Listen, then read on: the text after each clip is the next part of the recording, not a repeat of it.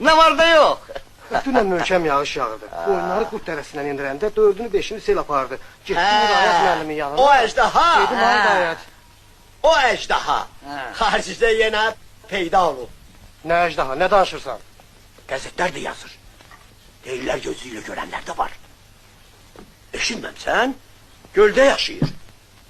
Çox qəribədir. Doğrudan da o əjdahadan xaricdə varsa, bəs o əjdahadan niyə bizdə yoxdur? Heç əcdanın yeridir. Keçməklə. Sənə əcdaha lazımdır. Yox, mənim neyimə lazımdır. Elə mənə də lazımdır. Nə var nə yox buracaq? Hə, onu deyirəm da, 7 dənə qoyunumu sel apardı. Sən söhbətini elə, hə? Gərək ki onu belə deyirlər də. Bax sizdən, bağban bizdən, otaq bizdən, çıraq sizdən, əl bizdən, ətək sizdən, qız sizdən. Necə?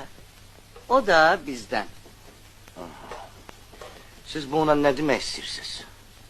Demək istəyirdim, biz demək istəyirik. Ki Gülbalanın xoşbaxt ailə qurmasına xeyir dua verəsiz. Və sənlə Yasəmənin Xoşbəxt ailə. İstiraf etseyiz o sen öl gelip Sən nə deyirsən? 7 nəfər revizor. Heç bir ailə söhbəti ola bilməz.